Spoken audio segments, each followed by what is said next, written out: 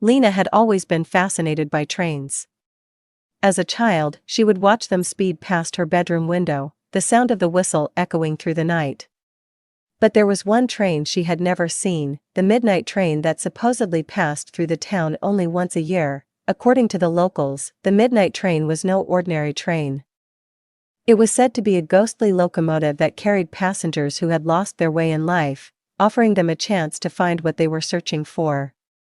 No one knew where the train came from or where it was going, but those who boarded it were never seen again. Lena had heard the stories, but she was skeptical. Ghost trains and lost souls were the stuff of legends, tales told to spook children and entertain bored townsfolk. Yet, the mystery of the midnight train intrigued her, and as the next annual date approached, Lena decided she would finally uncover the truth. On the night the train was supposed to pass through, Lena made her way to the old, abandoned station on the outskirts of town. The platform was overgrown with weeds, and the once grand station building was now a crumbling relic. A cold wind blew through the empty station, sending shivers down her spine, but Lena was determined. She waited in the darkness, the minutes ticking by slowly. Midnight approached, and just as the clock struck 12, she heard it, a distant whistle, faint but clear. Her heart raced as she peered down the tracks. In the distance, a light appeared, growing brighter as it approached. The sound of wheels on the tracks grew louder, and soon, the midnight train emerged from the darkness. The train was unlike anything Lena had ever seen. Its carriages were sleek and black, with an eerie glow emanating from within.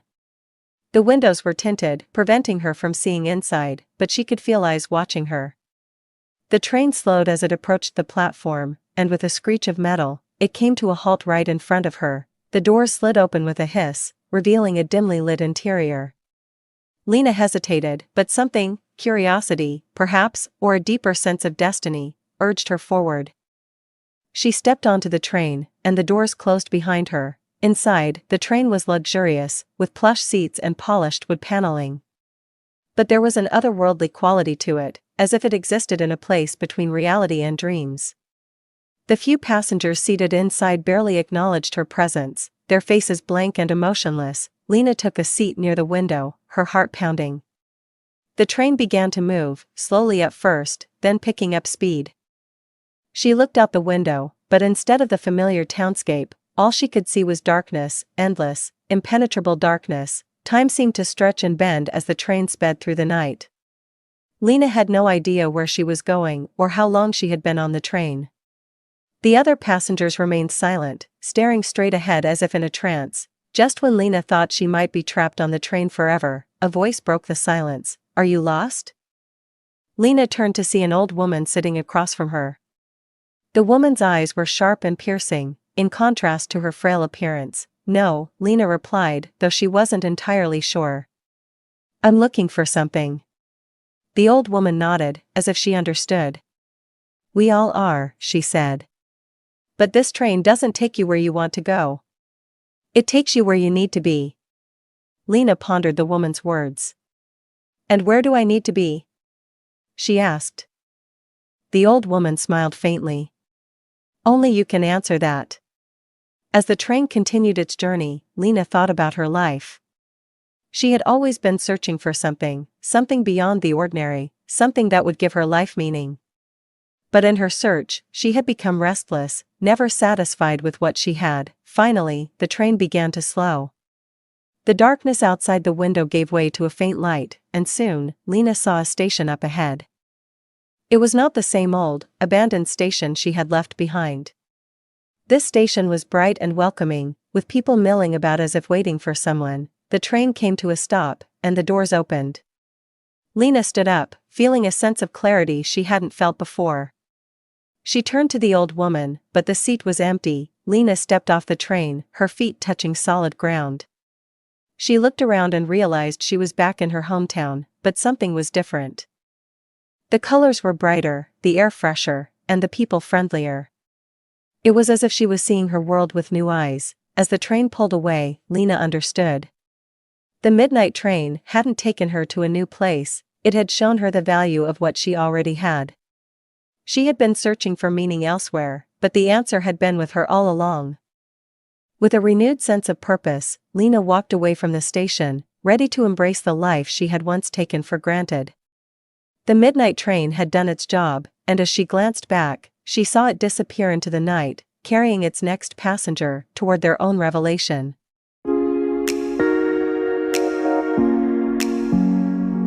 In a small town by the sea, there lived a young girl named Lily. Lily loved to paint. She painted every day with her old brushes and colors. But one day, something amazing happened. As she was walking along the beach, she found a strange, glowing paintbrush buried in the sand. Curious, Lily picked it up. The moment she touched it, the brush sparkled with light. She felt a warm, magical energy flow through her. That evening, Lily decided to try out the mysterious brush. She dipped it in her favorite blue paint and began to paint a picture of the ocean.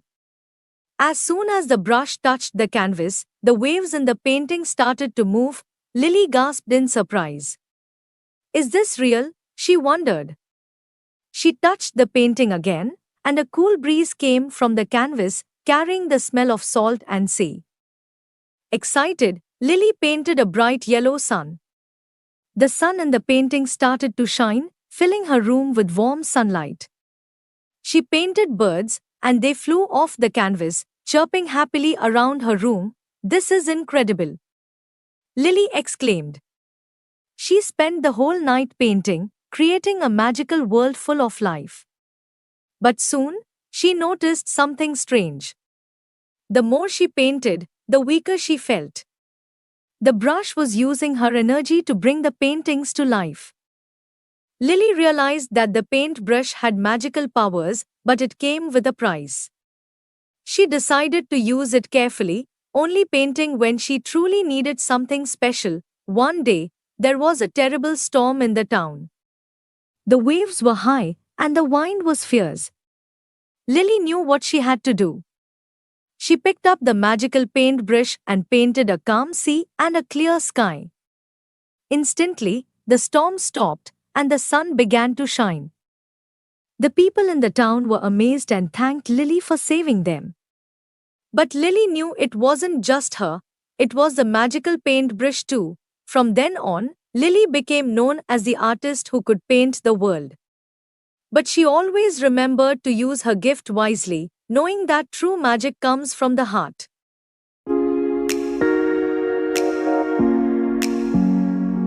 Detective Sarah Mitchell was known for her sharp mind and unyielding determination.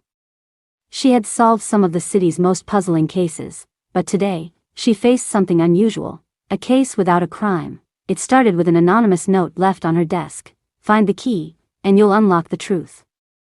There was no name, no address, just those cryptic words. Intrigued, Sarah began her investigation.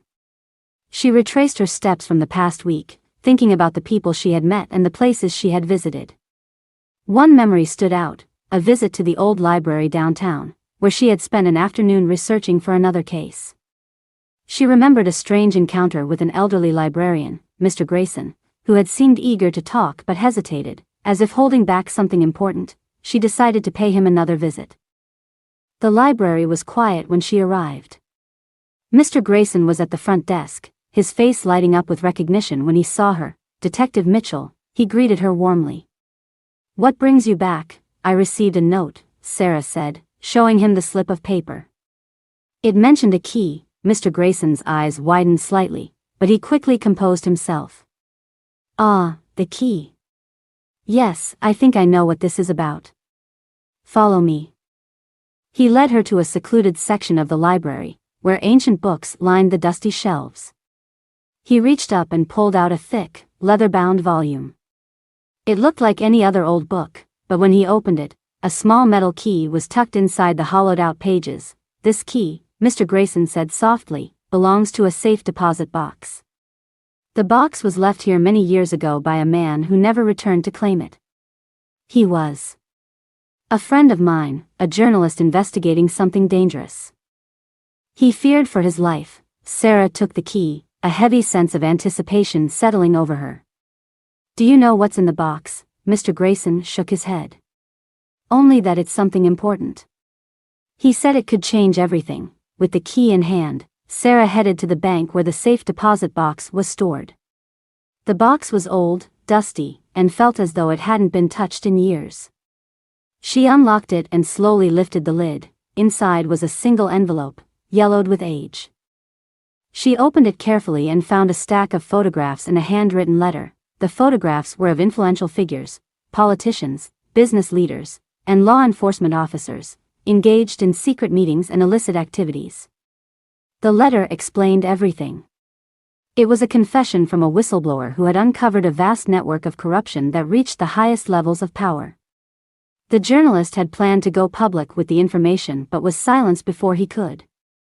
As Sarah absorbed the gravity of what she had found, she realized why the note had been left for her. The truth was now in her hands, and it was up to her to bring it to light, but she knew it wouldn't be easy. There were powerful people who would do anything to keep these secrets buried. The key had unlocked the truth, but now, Sarah had to decide, would she risk everything to expose it?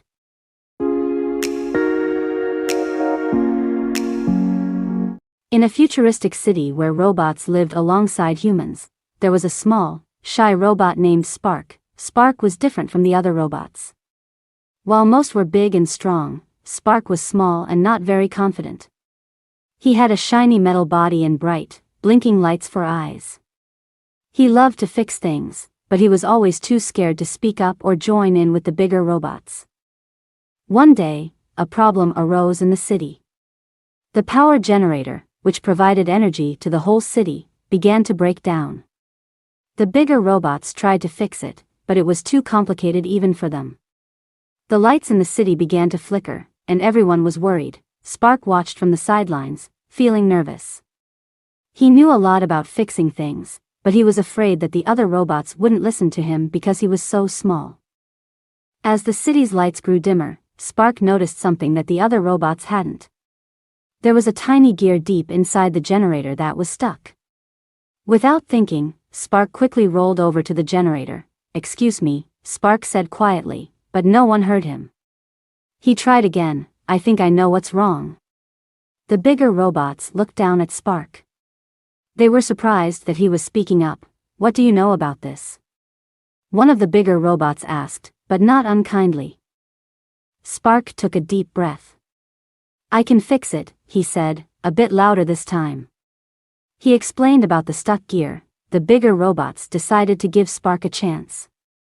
They moved aside, and Spark carefully used his small tools to reach the tiny gear. With a few quick adjustments, the gear clicked back into place. Suddenly, the power generator hummed to life. The lights in the city became bright again, and everyone cheered. The big robots looked at Spark with new respect. "You did it, Spark," one of them said. "You saved the city." Spark felt proud and happy. He realized that being small didn't mean he couldn't do big things. From that day on, Spark wasn't shy anymore. He was the brave little robot who wasn't afraid to speak up and help when it mattered most.